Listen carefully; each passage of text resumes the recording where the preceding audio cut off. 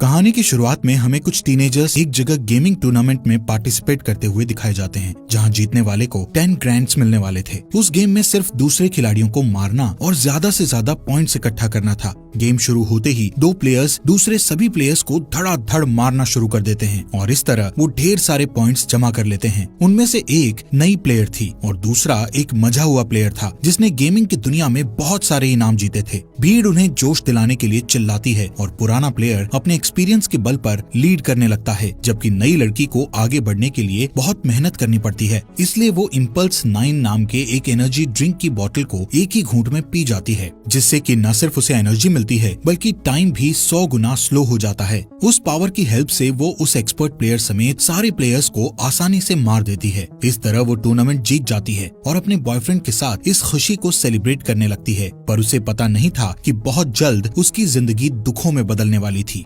अचानक energy drink की बोतल जमीन पर गिरकर बिखर जाती है और इसी तरह उसकी जिंदगी भी बिखरने लगती है। सीन शिफ्ट होता है और वो अपने आप को 3 बच्चों की माँ के रूप में देखती है। उसका घर बहुत बुरी हालत में था, जहाँ कोई मॉडर्न इक्विपमेंट और इलेक्ट्रिसिटी नहीं थी और इसके चलते उसकी तकलीफ और बढ़ गई थी। घर के बाहर की दुनिया भी उजाड़ और बंजर जमीन के अलावा और कुछ नहीं थी, जहाँ हवा भी जहरीली हो चुकी थी, जिसमें सांस लेना भी मुश्किल था। इसके साथ ही सीन फिर से शिफ्ट होता है और हमें पास्ट की कहानी में वेल हर्नांडेज नाम की एक लड़की को दिखाया जाता है, जो कि एक अच्छी FPS गेमर थी और जिंदगी में उसका एक ही सपना था कि वो एक प्रोफेशनल गेमर बनकर खूब सारा पैसा और नाम कमाए। वो अपने डिवोर्स फादर कार्लोस के साथ रहती थी। 2017 में एक दिन कार्लोस अपनी बेटी वेल को रेस्टोरेंट की जॉब इंटरव्यू के लिए तैयार करता है और वो बेदिली से फॉर्मल्स पहनकर इंटरव्यू के लिए निकल जाती है। बाहर उसका बॉयफ्रेंड इवान अपनी कार में उसे पिक करने के लिए उसका वेट कर रहा था। वहाँ से निकलते ही वेल गाड़ी की पिछली सीट में बैठकर अपने फॉर्मल कपड़े बदलकर कैजुअल पहन लेती है और इंटरव्यू की जगह फील्ड ऑफ फायर नाम के एक गेमिंग टूर्नामेंट खेलने पहुंच जाती है। दूसरे FPS बैटल रॉयल गेम्स की तरह ही फील्ड ऑफ फायर भी एक मल्टीप्लेयर गेम था, जिसमें लास्ट तक टिके रहना ही इसका मेन पर्पस होता है। वेल सोचती है कि अगर वो ये गेम जीत गई तो लाखों रुपए कमा लेगी और उन पैसों से वो अपने लिए एक गेमिंग कंप्यूटर खरीदेगी। पर इवान उसे बताता है कि रॉय नाम का एक मजा हुआ प्रोफेशनल गेमर उस टूर्नामेंट में सरप्राइज अपीयरेंस देने वाला है, जिसे सुनकर वो थोड़ा नर्वस हो जाती है। जल्दी ही वो लोग गेमिंग एरिया में पहुंच जाते हैं, जहां रॉय अपने फैंस के साथ फोटो खिंचवा रहा था। पहला मैच शुरू होने से पहले इवान वेल को समझाता है कि उसे इमोशंस की जगह पूरे फोकस के साथ खेलना चाहिए ताकि वो किसी तरह फाइनल्स तक पहुंच जाए, लेकिन वेल उस घमंडी रॉय को हराना चाहती थी। थोड़ी देर में ही सारे प्लेयर्स अपने अपने कंप्यूटर्स के सामने बैठ जाते हैं और गेम शुरू हो जाता है। गेम की शुरुआत में वेल लीड कर लेती है, लेकिन थोड़ी ही देर में रॉय उसे आसानी से पीछे छोड़ देता है। वो इतना कॉन्फिडेंट था कि गेम के बीच बीच में वहाँ मौजूद क्राउड के साथ इंटरेक्ट भी करता रहता था। इसका फायदा उठाकर वेल कुछ पॉइंट्स जमा कर लेती है और वो जीतने ही वाली थी, लेकिन गेम को फिनिश करने के बजाय वो रॉय को मारकर गेम से आउट करने की कोशिश करती है, पर उसका दांव उल्टा पड़ जाता है और रॉय उसे मारकर गेम से बाहर कर देता है। इसके बावजूद वेल फाइनल्स के लिए क्वालिफाई कर जाती है, जो कि अगले ही दिन होने वाला था। जब वो अपने बॉयफ्रेंड के साथ गेमिंग एरिया से निकलने लगती है तो रॉय वहाँ पहुंचकर उसकी नकल उतारकर उसको चिढ़ाता है। फिर वो अपने फैंस के साथ सेल्फी लेने चला जाता है। इस बीच जब इवान अपनी गाड़ी लेने के लिए जाता है, तब कोजिमा नाम का एक आदमी वेल के पास आकर उसे कहता है कि उसे गेम जीतने के लिए सीक्रेट मालूम है। ये सुनकर वेल हैरत में पड़ जाती है, लेकिन उसके कुछ पूछने से पहले ही वो आदमी उसके हाथ में अपना बिजनेस कार्ड देकर वहाँ से चला जाता है। घर पहुँचने पर वेल बिना कोई आवाज किए चुपके से अपने रूम में जाने की कोशिश करती है, लेकिन उसके डैड उसे देख लेते हैं। वेल के पास कोई चारा नहीं था, इसलिए वो सारी बातें उन्हें सच बता देती है, जिसे सुनकर उसके डैड को बहुत गुस्सा आता है और वो अगले दिन से उसे रेस्टोरेंट जाकर उन लोगों से जॉब का इंटरव्यू लेने की रिक्वेस्ट करने के लिए कहते हैं। लेकिन वेल अपने डैड को समझाती है कि अगले दिन उसके टूर्नामेंट का फाइनल है, जो उसके फ्यूचर के लिए ज्यादा इम्पोर्टेंट है। पर सभी पेरेंट्स की तरह कार्लोस भी उसे समझाता है कि ऑनलाइन गेमिंग का कोई फ्यूचर नहीं है, लेकिन वेल अपनी जिद पर अड़ी रहती है और उसकी बात को इग्नोर करके अपने रूम में चली जाती है। थोड़ी देर बाद वो अपने आज के खेले गए गेम को पॉडकास्ट पर देखती है, जिसमें रॉय को फर्स्ट पोजीशन पाते हुए देखकर उसे बहुत गुस्सा आता है। तभी उसकी नजर कोजिमा के बिजनेस कार्ड पर पड़ती है और उसे ध्यान आता है कि उसने उसे गेम जीतने के सीक्रेट के बारे में बताया था। बदला लेने की तड़प और जीतने की चाहत में वो तुरंत उसके दिए हुए एड्रेस पर जाने का फैसला करती है। जल्दी ही द गोल्डन सॉसर नाम के गेमिंग कैफे में वो पहुंच जाती है, जहां पर कुछ लोग अपने कंप्यूटर्स पर वीडियो गेम्स खेलकर एंजॉय कर रहे होते हैं। तभी कोजिमा उसके पास आता है और उसे बैठकर गेम खेलने के लिए कहता है। वेल को इस बात से हैरानी होती है कि आखिर कोजिमा ने उसे अपना बिजनेस कार्ड क्यों दिया था, पर वो गेम गेम खेलने के लिए बैठ जाती है।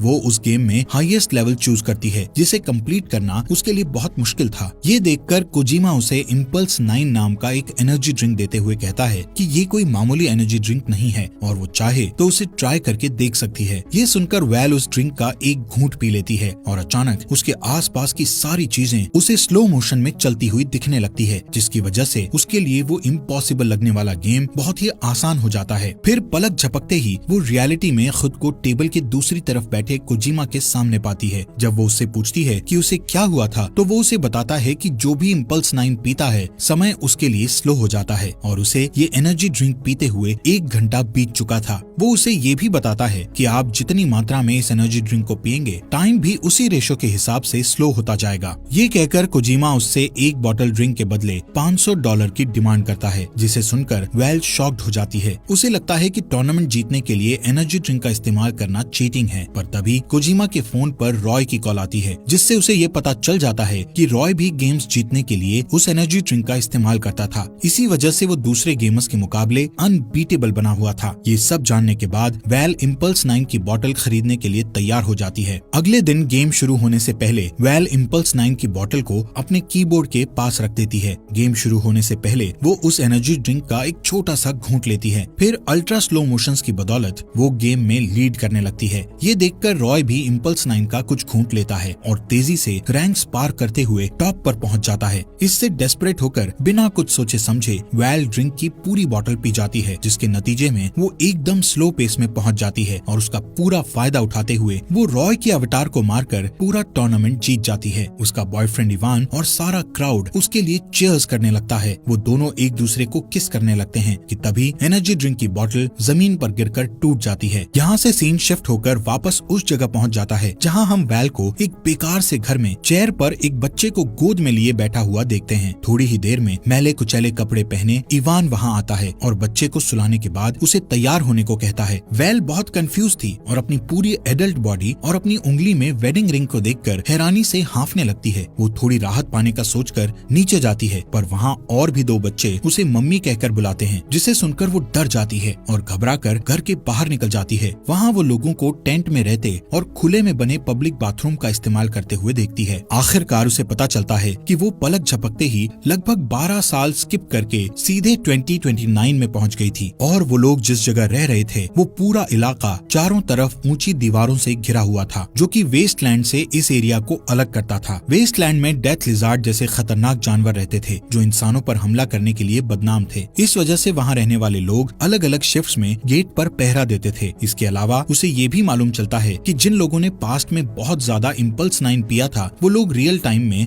अब जाग रहे थे, जिन्हें पल्सर कहा जाता था। इम्पल्स 9 के ज्यादा इस्तेमाल के नतीजे में लोग बिना किसी मेमोरी के सालों बाद के फ्यूचर में अचानक से पहुंच रहे थे, जिसकी वजह से पूरी दुनिया में अफरा तफरी मची हुई थी। जब कोई अचानक टाइम के बारे में कंफ्यूज सा दिखता तभी उसके पल्सर होने या ना होने के बारे में पता चलता था। इसके अलावा उनकी पहचान का और कोई रास्ता नहीं था। इस भयानक बर्बादी के लिए लोग पल्सर्स को जिम्मेदार मानते थे और उन्हें उस 4 दीवारी के अंदर रहने की इजाजत भी बहुत मुश्किल से देते थे। वेल उस जगह एक पुलिस का काम करती थी और डैन नाम का एक आदमी उसका डिप्टी यानी असिस्टेंट था। पल्सर्स के साथ जिस तरह का बिहेव होता था उससे बचने के लिए वेल खुद भी इम्पल्स 9 कंज्यूम करने की बात सबसे छुपा लेती है। वेल घर आकर सब कुछ ठीक करने की कोशिश करती है कि तभी उसे अपने डैड कार्लोस की याद आती है। वो उनके साथ हुई अपनी आखिरी मुलाकात को याद करने की कोशिश करती है और जैसे ही वो अपना सिर दूसरी तरफ घुमाती है तो उसकी नजर टेबल पर उसके डैड की राख से भरे एक बर्तन पर पड़ती है। वो उसे देखते ही फूट फूट कर रोने लगती है। इतने में डेप्यूटी पुलिस डैन आकर उसे टॉयलेट साफ करने की ड्यूटी पर चलने को कहता है। पहले तो वो जाने से मना कर देती है, पर जब डैन उसे याद दिलाता है कि वो सफाई इंस्पेक्टर है और ये उसका काम है तो उसे जाना ही पड़ता है। उसे कई घंटों तक गंदे टॉयलेट्स की सफाई करनी पड़ती है। इस तरह काफी दिन बीत जाते हैं और धीरे धीरे वेल को उस उजड़े हुए माहौल में रहने की आदत हो जाती है। एक दिन वो अपने सारे ड्यूटीज खत्म करके अपने बच्चों को स्कूल से लेने के लिए जाती है, जहाँ उसकी बेटी सोफिया उसे एक ड्राइंग दिखाकर कहती है कि वो उसकी हीरो है। वेल बहुत थकी हुई होने के कारण बच्ची के एफर्ट्स को अप्रिशिएट नहीं करती है। घर पहुँचने पर वो देखती है कि इवान एक बाइसिकल पर बैठा जोर जोर से पैडल मार रहा है। दरअसल वहाँ इलेक्ट्रिसिटी नहीं होने के कारण वो एक गेम खेलने के लिए पावर प्रोड्यूस कर रहा था। वेल अपने favourite game field of fire को देखकर हैरान रह जाती है। वो बच्चों को सुलाने से पहले एक राउंड खेलने के लिए तैयार हो जाती है। जब इवान लोगों से मिलने के लिए लिए बाहर चला जाता है तो वो बच्चों के साथ गेम खेलने बैठ जाती है। कुछ घंटे बीत जाते हैं कि अचानक इवान भागकर घर आता है।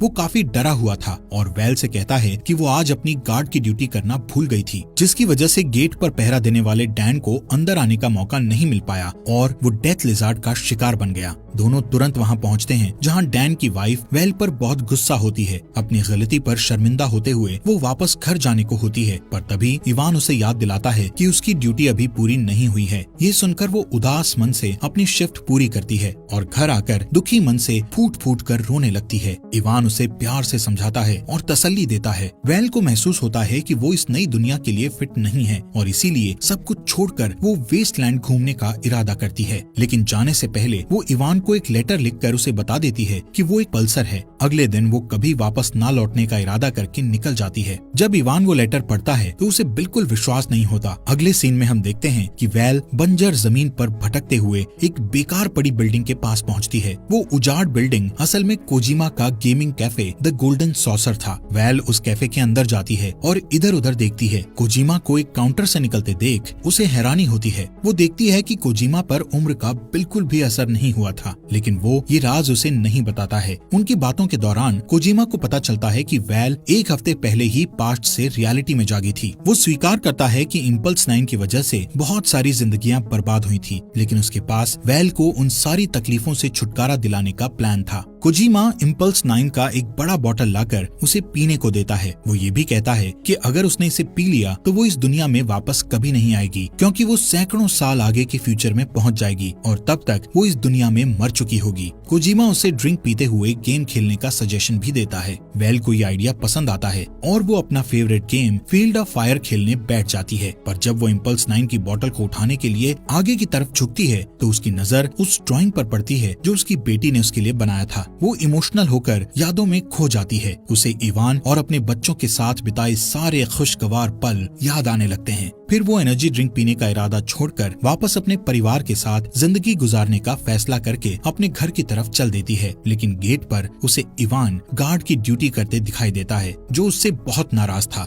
वो उसे अंदर आने से रोक देता है और वेल से कहता है कि उसने सबको धोखा दिया है। वेल अपनी हर गलती के लिए उससे माफी मांगती है। अभी उनकी बात चल ही रही थी कि उन्हें दूर से गोलियों की आवाज सुनाई देती है, क्योंकि डेथ लिजार्ड्स उनकी कम्युनिटी की तरफ बढ़ रहे होते हैं। तब इस बात का खुलासा होता है कि डेथ लिजार्ड्स दरअसल नॉर्मल लोगों का ही एक ग्रुप था जो इंसानों का मांस खाया करता था। उन्हें पास आता देखकर इवान जल्दी से वेल को अंदर कर लेता है और इसी बीच अलार्म बजने लगता है, जिससे सभी लोग डर जाते हैं। एक औरत उसे बताती है कि सब लोग खाई की तरफ जा रहे हैं, क्योंकि अटैकर्स को रोकने के लिए कोई भी पूरी तरह तैयार नहीं था। ये सुनकर उसके दिमाग में एक आइडिया आता है। चूंकि कम्युनिटी के सारे लोग उसके धोखे से नाराज थे, इसलिए वो उनके भरोसे को जीतने के लिए एक प्लान बनाती है और अपने हस्बैंड से कहती है कि वो यहाँ रहकर डेथ लिजार्ड्स को जितनी देर तक हो सके रोकने की कोशिश करेगी। इवान उसे छोड़कर जाना नहीं चाहता था, पर वो उसे बच्चों की खातिर जाने को कहती है। इस पर वो मान जाता है। फिर वेल इम्पल्स 9 का बड़ा बोतल जिसे वो अपने साथ लाई थी उसे निकालकर लड़ाई के लिए तैयार हो जाती है। डेथ लिजार्ड्स गेट पर पहुंचकर हमला बोलने के लिए तैयार दिखते हैं कि तभी वेल को पता चलता है कि डेथ लिजार्ड्स का लीडर और कोई नहीं बल्कि रॉय खुद था। दोनों एक दूसरे के आमने सामने थे। रॉय उसे बताता है कि वो रियलिटी में कुछ साल पहले पहुंचा था और अब वो एक जालिम लीडर बन चुका था जो किसी को भी मार सकता है। पर उसकी धमकियों का वेल पर कोई असर नहीं पड़ता, क्योंकि उसने उसके आने से पहले ही वो एनर्जी ड्रिंक पी लिया था। सबूत के लिए वो खाली बोतल को उसके सामने फेंक देती है। अचानक वेल स्लो मोशंस में चली जाती है और गैस के कैनिस्टर पर गोली चला देती है, जिससे सारे अटैकर्स हवा में उछल जाते हैं। फिर लगातार शूट आउट करते हुए वो सबको खदेड़ देती है। अनफॉर्चुनेटली उसके पेट और कंधे पर गोली लग जाती है, जिससे वो जमीन पर गिर जाती है। तभी रॉय आकर उस पर गोली चलाता है, लेकिन उसका निशाना चूक जाता है। इस मौके का फायदा उठाकर वो उस पर गोली चलाकर उसे मार डालती है। इसके बाद वो अपनी आखिरी सांस लेते हुए आसमान की तरफ एक फ्लेयर गन छोड़ती है, जिससे इवान को ये सिग्नल मिल जाता है कि उसकी कम्युनिटी अब सेफ है।